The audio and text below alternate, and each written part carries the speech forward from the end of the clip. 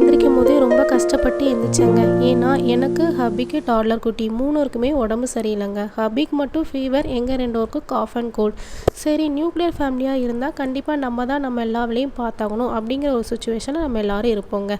கஷ்டப்பட்டு கிச்சனுக்குள்ளே வந்து என்னடா பண்ணலான்னு யோசிக்கும் போது கண்டிப்பாக பால் காப்பி போட்டால் நம்ம தொண்டைக்கு இறங்காது.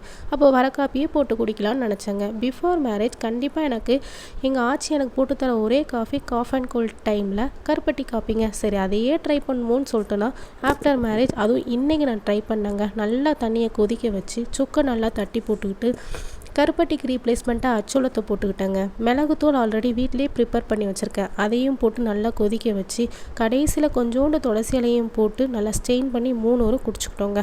காஃபி சூப்பராக இருந்துச்சுங்க. அந்த காலையில் டைமில் குடிக்கிறது சுகமாக இருந்துச்சுங்க.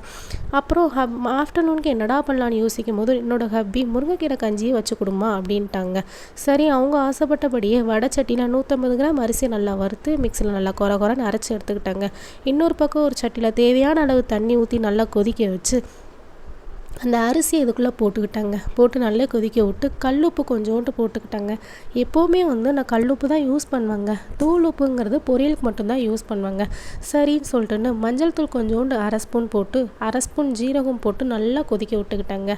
இன்னொரு அதே மிக்ஸி ஜாரில் கொஞ்சோண்டு தேங்காய், 2 வத்தல் போட்டு கொஞ்சோண்டு சீரகம் 3 போட்டு அரைச்சி அந்த கொதிக்கிற அரிசியில் போட்டு நல்லா கொதிக்க விட்டு கிண்டி விட்டுக்கிட்டே இருக்கணுங்க. அடியில் எனக்கு பிடிச்சிரும், ஏன்னா நான் வச்சிருக்கிற சட்டி அப்படிங்க. சரின்னு சொல்லிட்டுன்னு ஒரு பக்கம் ஒரு ஸ்டேஜில் நமக்கே தெரியும் அரிசி வெந்துட்டுன்னு. அந்த ஸ்டேஜில் முருங்கைக்கீரையை நல்லா ஆஞ்சி நல்லா கழுவி வாஷ் பண்ணி அந்த கொதிக்கிற அரிசியில் போட்டு ஒரு 10 நிமிஷம் மூடி வச்சுருங்கங்க. ஒரு 1/4 மணி நேரம் கழித்து சர்வ் பண்ணி சாப்பிடுங்க. சூப்பராக இருக்குங்க. இதில் வேறு ஏதாவது ஆட் பண்ணணும் மறந்துட்டேன் அப்படின்னா கண்டிப்பாக நீங்கள் கமெண்ட் பண்ணுங்க. நெக்ஸ்ட் டைம் நான் ட்ரை பண்ணுறேன். இதை செஞ்சு பாருங்கங்க. என்னோடய ஹப்பிக்கு இது ரொம்ப பிடிக்குங்க. நான் என்ன தான் விதவிதமாக சமைச்சாலும் எங்கள் ஆச்சி சமையலுக்கு அது ஈடாகவே ஆகாதுங்க.